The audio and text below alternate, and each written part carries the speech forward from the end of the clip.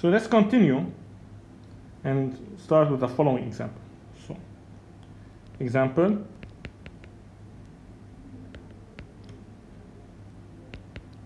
it's a long one, so write the question, make sure to write the question. Find the eigen solution to the heat equation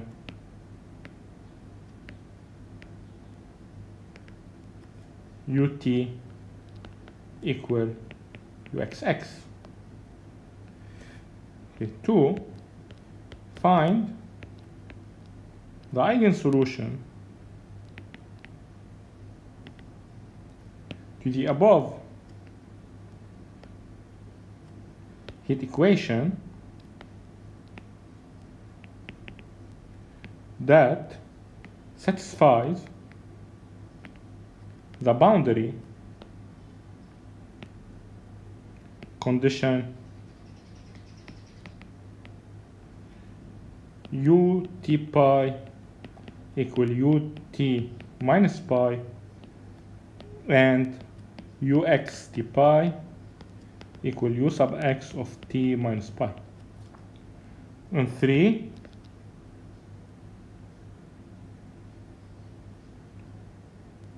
okay, solve the heated ring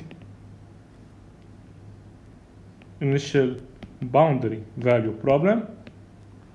ut equal uxx, so this is where u denotes the heat. You have ut pi equal ut minus pi, ux t pi equal ux t minus pi, and you have u0x, or like not solve, find a solution, because find a solution to the heated ring. u0x equal sine x plus cosine 2x. And then we're going to motivate later the frequency. So what is this? This is the heat equation on a ring, okay? Now here x is the angle. So here x is the angle.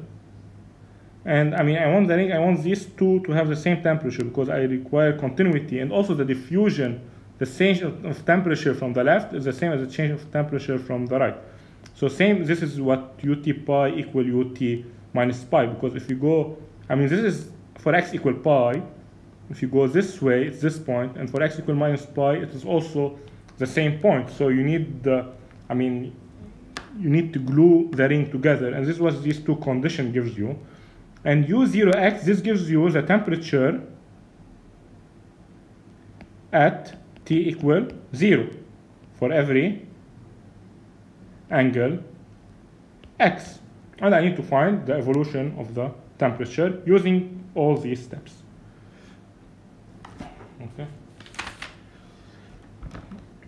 So let's start with 1, so solution. I have the heated ring is ut equal uxx, this is the heat equation. So I have let L of u equal uxx, this is independent of t. Well, it's linear independent of t, and the question is to find eigensolution. To find eigensolution. To find eigensolution, I need to find eigenvalues and eigenfunction.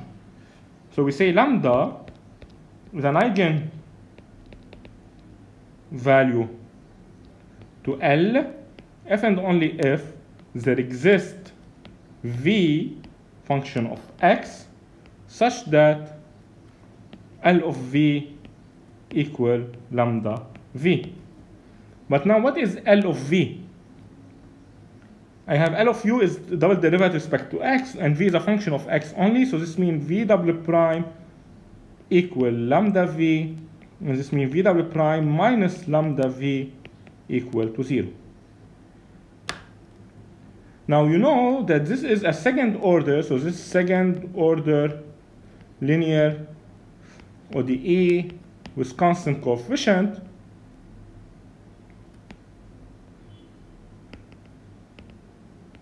So the auxiliary equation here is what? is m squared minus lambda equal to 0.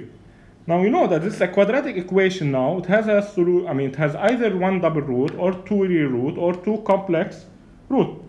It depends on the sign of the discriminant, but here it's even easier because it's m squared minus lambda. It's very clear what my discriminant is and what are my solutions. So case 1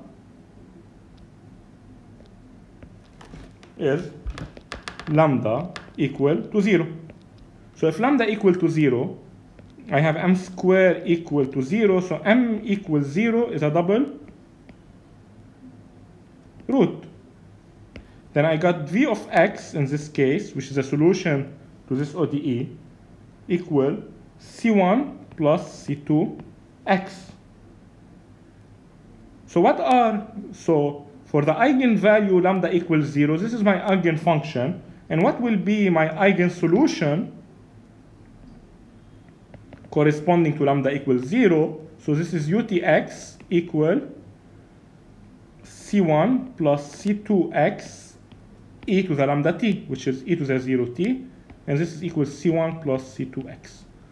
So all these functions that are, this is polynomial of order 1. All polynomial of order 1 are eigensolution to the heat equation ut equal uxx. They correspond to the eigenvalue lambda equals 0.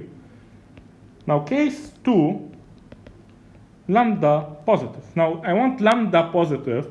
So what are my solutions in this case? So you have m squared minus lambda equal to 0, which means m squared, so let's go to scratch. So you get m squared minus lambda equals 0.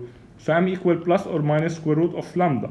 But lambda is positive, so I can write lambda so that I get rid of the square root. I can write lambda as w squared. Okay? If I write lambda as this with w positive, do you agree that every positive number can be written as the square of a positive number? Like 4 equals 2 squared, yes? 7 equals square root of 7 squared. So I symbolize, I change, in order to get rid of the square root in my calculation, I call lambda, since it's positive, to be the square of a positive number, w squared, okay? Is this, I hope this is clear why I did this. There's no, why I did this is only to get rid of the square root. Okay, I'm just making sure if the book used omega or w. Let me double check this.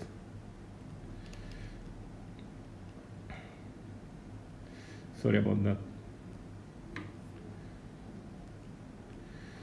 Okay, I will call it, wait a minute. Okay, I need the, okay, keep it w. So this is w squared. So this means, let's go back. So I have m squared. So what was the auxiliary equation? The auxiliary equation m squared minus lambda. This is m squared minus w squared equal to 0. So m equal plus or minus w real roots.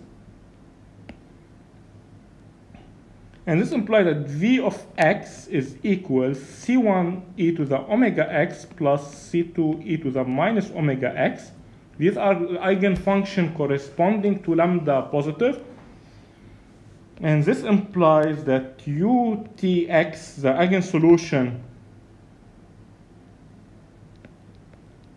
corresponding to lambda equal omega squared with omega positive is utx equal c1 e to the omega x plus c2 e to the minus omega x times e to the lambda t. But I either use lambda on all the symbol or I only use w. But here I will use e to the wx, e to the minus wx. Since I use w, e to the lambda t, I can write it as e to the w squared t. Okay. Now I have still lambda negative. So I get m squared like plus 1, for example, when lambda equal 1, or m squared plus 2. What are the solutions if lambda equal minus 2? It's plus or minus I square root of 2, correct? So lambda negative, I write it as lambda equal minus w squared with w a positive number. This all negative number can be written like this, okay? So what is the auxiliary equation? Remember, I'm solving the following ODE, and this is the auxiliary equation. Now lambda is minus w squared, so m squared plus w squared equal to 0. So you get m equal plus or minus I w.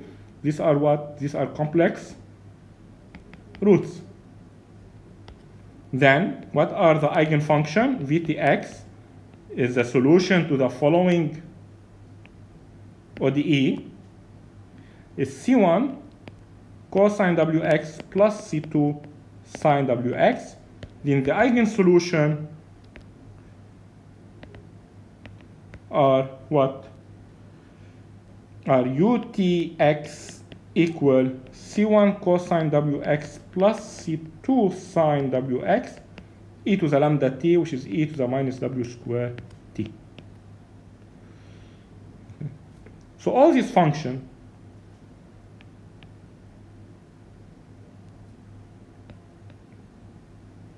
are eigensolution.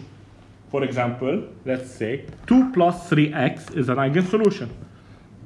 E to the x, e to the t, e to the x times e to the t is a solution. E to the 2x plus e to the plus 2e to the minus 2x times e to the 4t is also a solution. C1 cosine x plus C2 sine x e to the minus t is a solution. Or you can say C1 cosine square root of 2 times x plus C2 sine square root 2 of x e to the minus 2t is also an eigensolution. They are a solution, okay? Remember, eigensolution are like a special cases of solution. And this is the answer of question 1. By the way, I mean, this doesn't only give you one kind of, this give you more solution, because you know now, since the ODE is linear homogeneous, since the PD is linear homogeneous, you know, for example, that 2 plus x is a solution from here. And you know, for example, that cosine x is a solution. So this implies that 2 plus x plus cosine x by the superposition principle is also a solution. It's not an eigensolution. You only have 3 forms of eigensolution. This form 1, form 2, form 3.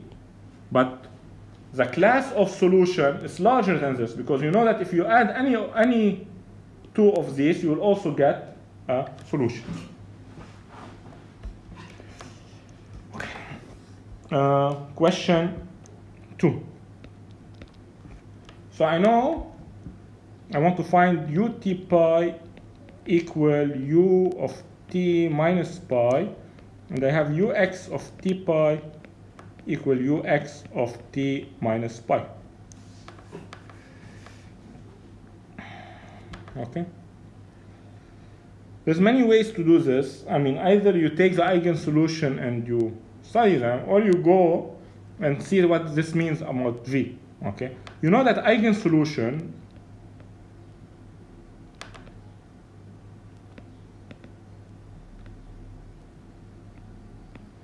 are of the form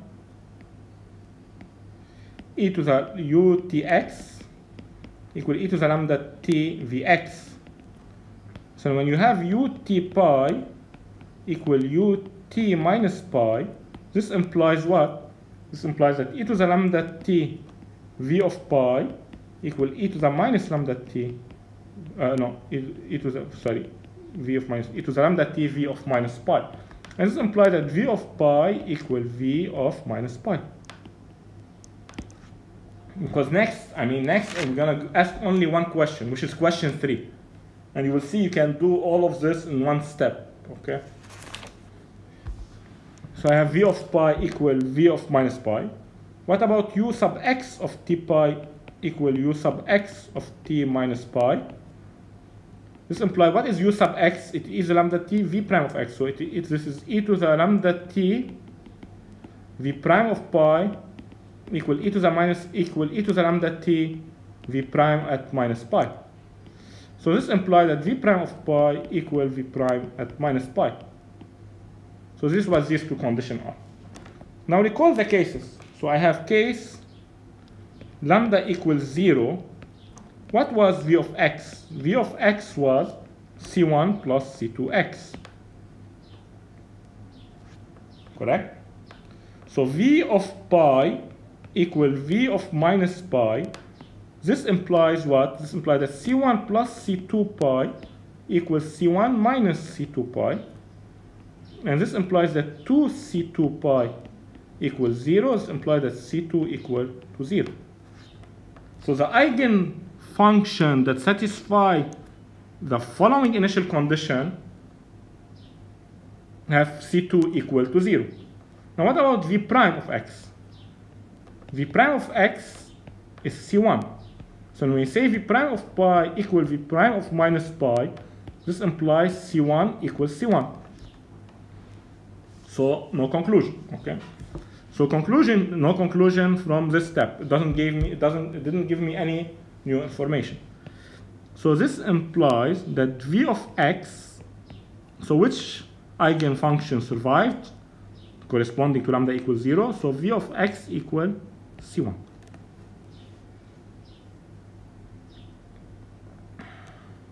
Correct? So then the eigensolution that survived here is utx equal v of x c1 e to the 0 t. So this equals c1. So only constant eigensolution survived corresponding to the eigenvalue lambda equal to 0. Now case lambda equal positive. Then I have v of x in this case. You can go back, so I can go up. So here lambda equal w squared. So v of x is c1 e to the wx plus c2 e to the minus wx. So I have now v of pi equals c1 e to the w pi plus c2 e to the minus w pi equal, well, I have v of pi equal v of minus pi. So this is v of pi. V of minus pi is c1 e to the minus w pi plus c2 e to the w pi. Also I have v prime of x equal w c1 e to the wx minus w c2 e to the minus wx. So v prime of pi equal v prime of minus pi. This implies what? This implies that c1, well, wc1 e to the w pi minus wc2 e to the minus w pi equal wc1 e to the minus w pi plus wc2 e to the minus w pi minus wc2. So I'm replacing here by minus w, okay, plus w pi. I am replacing here x by minus pi. Okay, so I have these two. By what does this mean? Let's look. So since, maybe I should have simplified here first, c1 e to the w pi plus c2 e to the minus w pi equals c1 e to the minus w pi. I'm rewriting the first condition plus c2 e to the w pi. Let's see what I get from here. So I will bring, this is c1 minus c2 e to the w pi equals c1 minus c2 e to the minus w pi. So this implies that c1 minus c2 e to the w pi minus e to the minus w pi. By the way, I'm trying to solve the system, okay? I have two equations, two unknowns, which are c1, c2.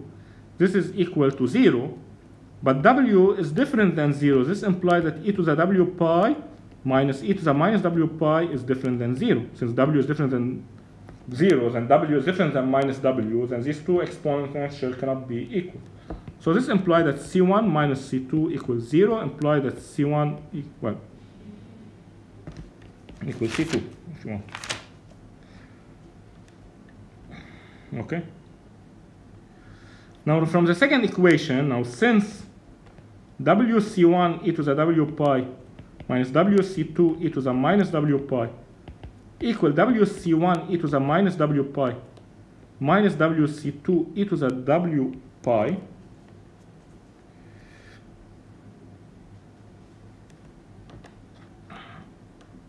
Okay? But now C1 equals C2, let's simplify by W. W is different than 0. And C1 equals C2.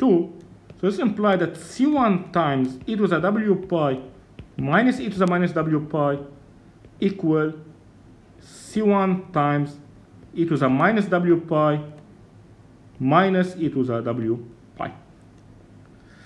So this implies 2C1 e to the W pi minus e to the minus W pi equal to 0. And this is different than 0, then C1 equals 0, then C2 equals 0. Because C1 equals C2. So C1 equals 0, C2 equals 0 implies v of x is the function 0. So this is trivial eigenfunction. I know, I mean, the definition of eigenfunction should be equal to 0. So you get trivial eigensolution. Which means, UTX, remember, the eigensolution is e to the lambda t v of x, but here v is 0. This means that this case did not lead me to any eigensolution.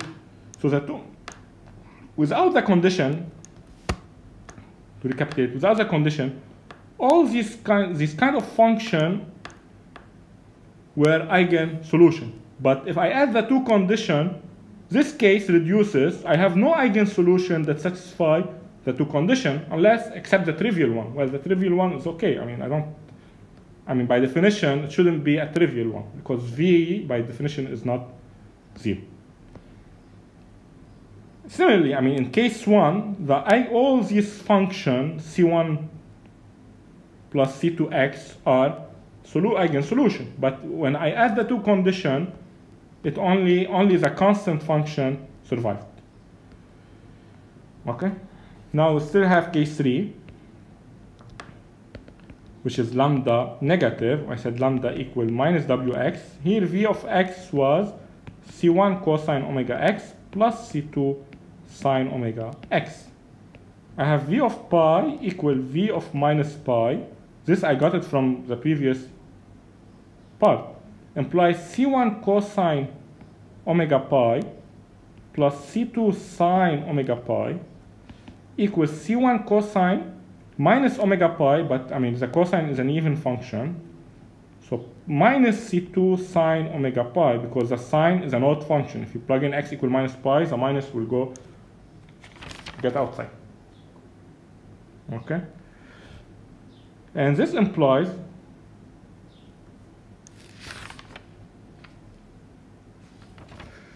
what? Okay, this implies that 2C1 C2, so C1 cosine omega, so 2C2 sine omega pi equal 0. Okay, this is the first equation. Now what about v prime? I want to talk about the second condition, so I need to calculate v prime of x. So this is minus C1 cosine omega x plus C2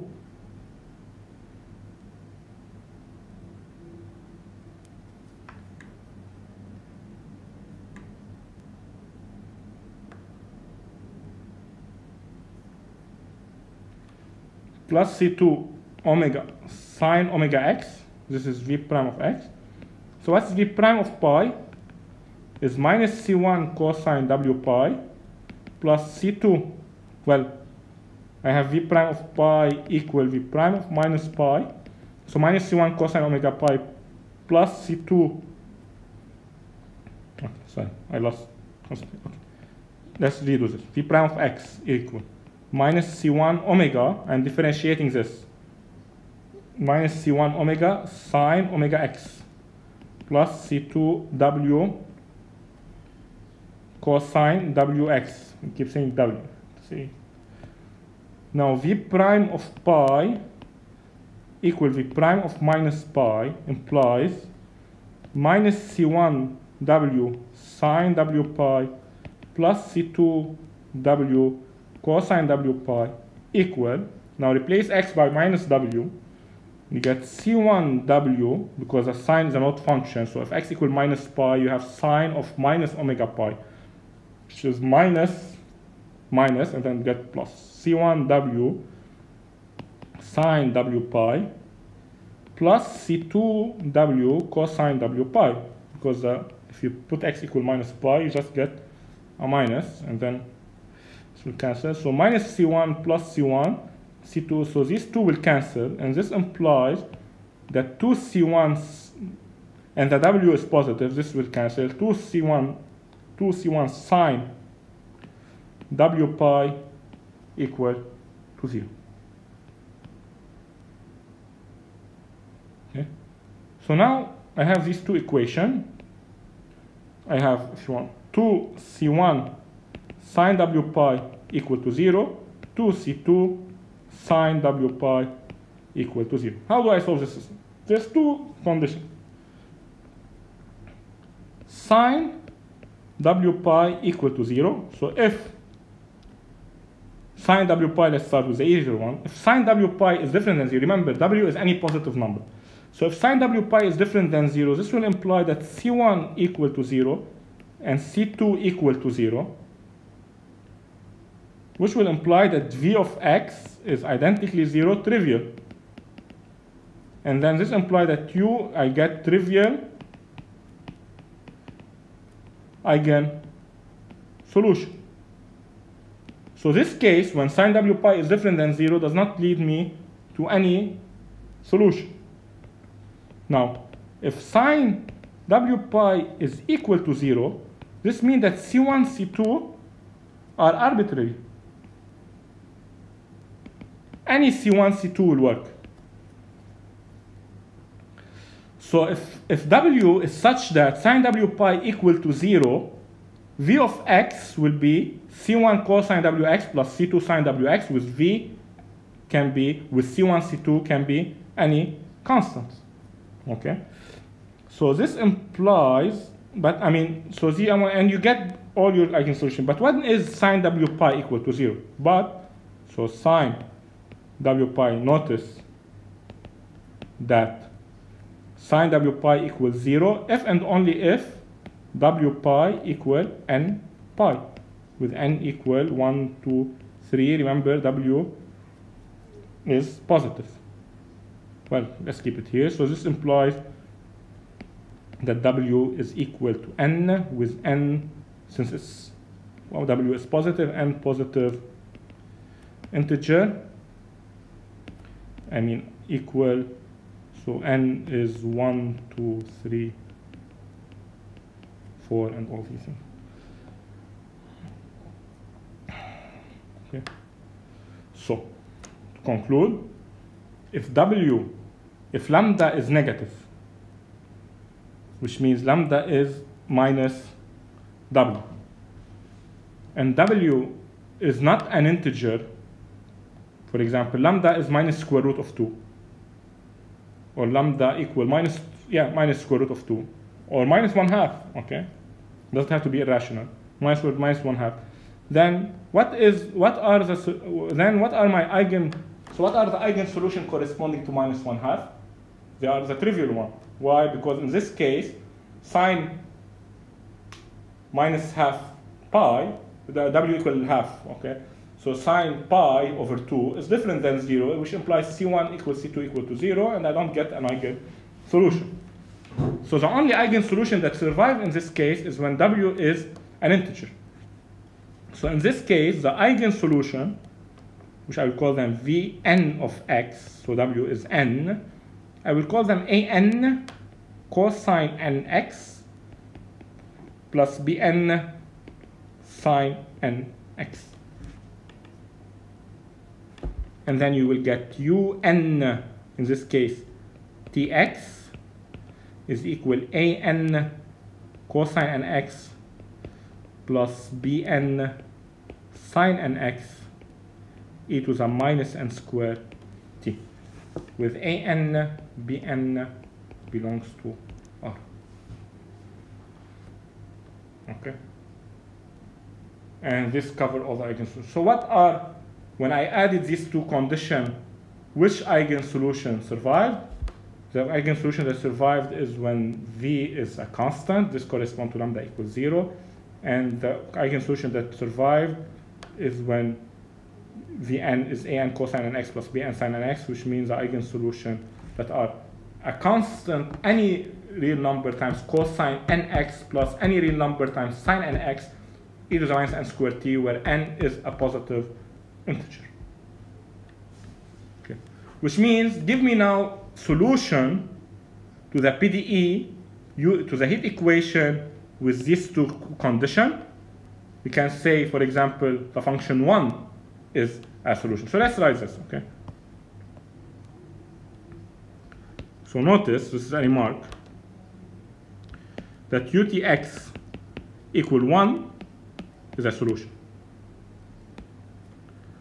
So maybe write the PDE first so that I'm going to notice that given the boundary value problem, let's say ut equal uxx, I have ut pi equal ut minus pi, ux at t pi equal ux at t minus pi. The following are solution. Well, the following are eigensolution, by the way, not only solution, are eigensolution. For example, 1 minus 3 is a constant. Also, cosine 2x plus sine 2x, well, plus 2 sine 2x e to the minus 40, this is a solution corresponding to this case. Cosine x plus sine x e to the minus t. Cosine 5x e to the minus 25t. Cosine x square root of 5 e to the minus 5t. Is this correct? No? No, this is wrong. Why? Because I know that this is an eigensolution without these two conditions, but once I added these two conditions, the only one survived is when n is an integer. So this is wrong. Okay. Now, notice that if I have a solution to ut equal uxx, by superposition principle, the sum of a solution is a solution. Now, what if I have two functions such that u1 of t pi equal u1 of t minus pi, and u2 of t pi equal u2 of t minus pi? Then also their sum satisfies this condition. And similarly, if I have two functions that satisfy this condition, their sum satisfies this condition. So then, the following are solutions. They're not solution. They're not necessarily are solution to the above PVP, which is, for example, 1 plus cosine, then by the superposition principle. This is very important. By the superposition principle,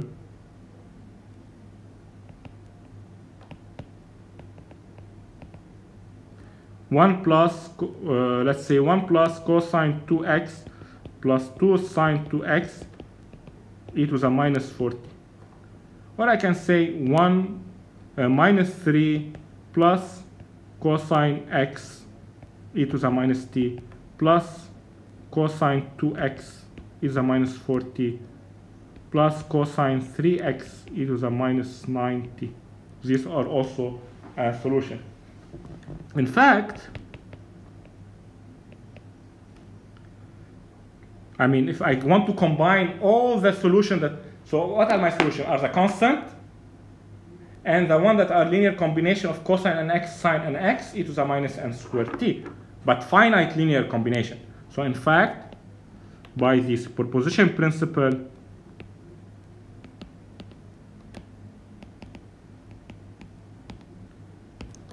any finite sum of the form utx, let's say I have a constant that's called C1 plus summation from n equal 1 to n an cosine nx plus bn sine nx e to the minus n squared t is a solution to ut equal uxx, ut pi equal ut minus pi, and ux at t pi equal ux at t minus pi. finite sum. Very important. Okay, this is the superposition principle. Now, what are the question? The third question was question 3, I guess. So 3. So find a solution. So go back to your question. Find a solution. I want a solution to ut equal uxx, ut pi equal ut minus pi, ux of t pi equal ux of t minus pi. By the way, here n with n, any integer, any positive integer, and an, bn are some constant in R. And now I have an additional condition, u0x equal, and the question was sine x plus cosine 2x. Well, maybe let's spice it up a little bit. Half sine x plus cosine 2x. Okay, nothing much. So please go back to your where was the question? Okay. Half sine x. Okay, I just and do at home same question where let's say u0x equal cosine x, u0x equal cosine square x. Okay, all these things you can do them. Now from the first 3 case I have, so we have from part 2 from above, utx equal alpha plus summation n equal 1 to n, an cosine nx plus bn sine nx, e to the minus n square t. These are all my kind of solution. So what do I want? I want u0x to be, this is alpha plus summation from n equal 1 to n, an cosine nx. These are the solution to the first 3 conditions. I still have the third condition, plus bn sine nx, e to the minus n squared t, but this is t equals 0, so this will cancel, because e to the minus n squared times 0 is e to the 0, which is 1. I want this to be equal half sine x plus cosine 2x. So let's just compare coefficients, okay? So this means, what will be my alpha? Alpha is a number that is multiplied by a constant. Do I have something multiplied by a constant? No. So I can choose alpha, so choose. So I want to choose the constant. You see, you solved your problem. Now you have to find the constant, like we used to do in regular cases. So choose alpha to be 0. Now I have sine x. Okay. So I have something related to sine x. I have something related to n equal 1. So when n equal 1, I can choose a1 to be, what is the coefficient of cosine x to the left? No coefficient of cosine x. What's the coefficient of, so what's the coefficient of cosine x to the left is a1. What's the coefficient of cosine x to the right is no coefficient. So a1 is 0. And what about b1? What is the coefficient of sine x to the left? The coefficient of sine x to the left is b1. The coefficient of sine x to the right is 1/2, so b1 equal 1/2. What about when n equal 2? I have a2 is the coefficient of cosine 2x. Here the coefficient of cosine 2x is 1. What about b2 is 0? Do I have something else here? Do I have cosine 3x? Do I have cosine 4x? Do I have cosine 5x? I don't have, or sine 5, I don't have. So for n equals 3 and after, I get an equal bn equals 0. So who survived? Only a2, b1. So what is utx? It's alpha, which is 0, plus I have a1. So let's say for n equal 1, I have a1 is 0 and b1 is half. So it's half sine x e to the minus n squared t e to the minus t, plus, let's see now, for n equal 2, I have a2 equal to 1, so I have cosine x, b2 equal to 0, so this is 0 here, times e to the minus n squared t e to the minus 40, and this is the solution to the whole problem. Okay, this is a solution. It's a big question. Is it unique or it's not? I mean, this is one of the biggest questions. But okay. So what? So this is the end of this. So what if f was not a linear combination of sine and cosine, just a continuous function?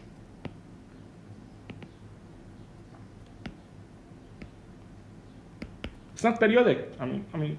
It's just a continuous function on minus pi pi. Okay. I mean, it's not a cosine. It's not a cos. It's not a periodic function because look, I solved it here because I mean from the three condition, I got that linear combination of trigonometric function are solution. So if I have an initial condition u0x, which is equal half sine x plus cosine 2x, I know how to solve it. Sine x, I know how to solve it. These two cases, cosine x and cosine square x, you know how to solve. But what if was u0x equal x squared? Can I write x squared as a linear combination of sine and cosine? Definitely not. X squared can't be later a linear combination of the cosine of sine and x squared, sine and cosine. What if f was not a linear combination of sine and cosine, just a continuous function? How do I solve ut equal uxx, t pi equal ut minus pi, ux at t pi equal ux at t minus pi? This will give me sum of sine and cosine, u0x equal fx. But if I proceed only with eigensolution, I only get linear combination of sine and cosine, finite linear combination of sine. So if I plug in f, which is not a linear combination of sine and cosine, I will be stuck. And that's what was it until Fourier came and said the following as this question: can we write, and this wasn't answered till like 300 years later, or 200, yeah, less than about 200 years later, can we write f as infinite, as a limit of, well, I can't write f as finite sum, so can I write f as a limit of trigonometric function, i.e. can we write f of x in the form as alpha plus summation from n equal 1, I will cosine x plus bn sine nx e to the minus n squared t, but I know that I cannot do it finitely, then summation from 1 to infinity. So you don't have e to the minus n squared t. This is only on x. Can I write f as this? But this is now a sum. So does this sum converge? So does this sum, which means, can I find alpha an bn such that the limit as n goes to positive infinity of alpha plus summation, these are solution, and cosine nx, these are the eigenfunction, plus bn sine nx. This is the infinite sum. I let n goes to infinity equal to f of x. 2. If yes, let's say yes. Okay, well, it's a big condition.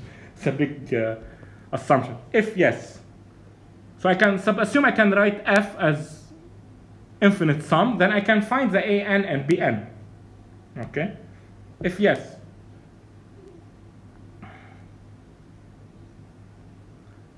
Then is utx, which is equal alpha plus summation from n equal 1 to infinity an cosine nx plus bn sine nx e to the minus n squared t a solution?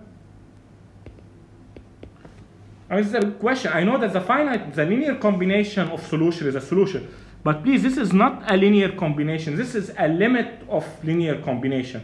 And there's no theorem that tells me that if I have a sequence of solutions, then the limit will be a solution. Okay. So if yes, then is this a solution? I don't know. Is this function smooth? C2, well, does it exist? In fact, it's a limit. A limit might not exist. And if yes, is utx, the derivative with respect to time, which is equal to alpha summation from 1 to infinity. Well, what's the derivative with respect to time? The derivative of alpha with respect to time is 0. N equal to 1 to infinity an cosine n x plus bn sine n x e to the minus n square t with respect to time. So this is the derivative with respect to time of an infinite sum. Is this equal to summation from n equal 1 to infinity of an cosine n x plus bn sine n x e to the minus n square t derivative with respect to time? Are these two equal? This is equal to summation from n equal 1 to infinity. The second one, minus n square an cosine n x minus n square bn sine n x e to the minus n square t. Is this correct? Can I switch derivative and infinite sum? I know in power series in 201 you took it that yes you can, but this is not a power series. In general you cannot switch limit because you see this is a limit, what is inside the parenthesis, and this is a derivative. Now is utx with respect to x by second derivative, which is equal alpha, so is this assuming it's smooth? The derivative of alpha with respect to x twice is 0, which is equal summation from n equal 1 to infinity of an cosine nx plus bn sine nx e to the minus n square t, the double derivative with respect to x twice the derivative, equal summation from n equal 1 to infinity of an cosine nx plus bn sine nx e to the minus n square t xx. So what I did here, can I put the derivative inside the sum? Are these true? Now what is this one here? This is n equal 1 to infinity. Differentiate twice with respect to x. You will get minus n square an cosine nx minus n square bn sine nx e to the minus n square t. Now if the answer to this is yes, if the answer to this question mark is yes, if the answer to this question mark is yes, then you'll get ut, notice, is the same as uxx. So if yes, then u is a solution, is indeed a solution. A solution. And the third question is it unique? I mean, we constructed a solution using eigensolution. What if I can construct a solution in a different way? Okay? So this is the motivation for the rest of the course, almost, maybe except the last 2 or 3 lectures. And now we're going to spend all our time on chapter 6, which is trying to answer this question. I have the question in 2 parts. I mean, we're going to spend a lot of time answering question 1.